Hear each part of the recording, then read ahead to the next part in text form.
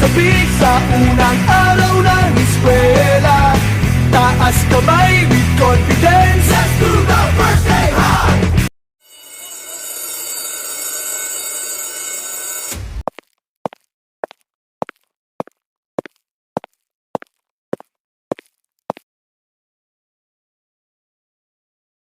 Good morning, class. Today we are going to explore how nouns function in our sentence. Can everyone remind me what is a noun?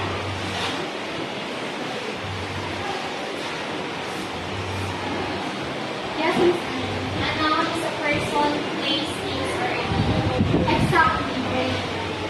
Now let's talk about how noun can serve different functions in our sentence. In a sentence, the dog barked. The subject noun is the dog. Can anyone just give me another example where noun is the subject? Mr. Day? The noun is cat. Very good. So noun can also function as an object in the sentence, she reads the book. What is the object? Book. Very good. Very good. So now, I want you to write a sentence using noun as subject and another sentence using noun as the object.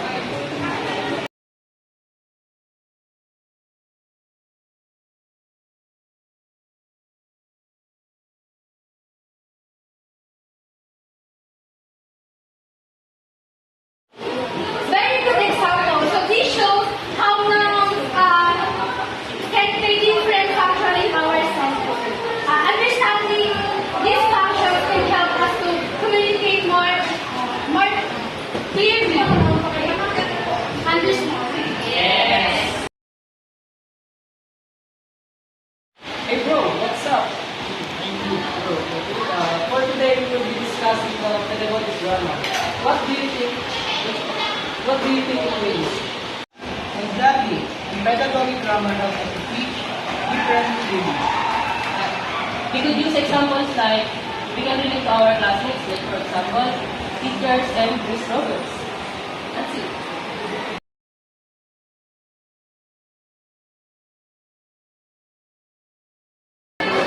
Maybe remember what we learned about this program. And yeah, it's all about how we use our language and is actually used right, like how we use nouns. Exactly. For example, if I say, the tall tree swing in the wind. Tree is the noun and tall describes that is descriptive one. Right, and you can also use more nouns to add detail like the top, book, tree, swayed in the strong wind. Now we have book as a specific type. That's a great example. It makes the sentence more general. Let's remember to use descriptive nouns in our writing skills. Totally, it's like painting a picture with words. The more descriptive we are, the clearly our attention.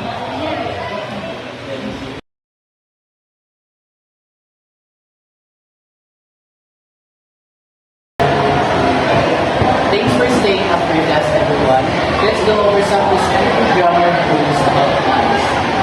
Sure, one important rule is that proper nouns need to be capitalized like Monday and John.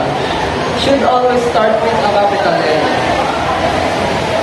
Right? Like we should also remember that collective noun, like he or lamp, is usually treated as singular. So we say that the thing means instead the thing means.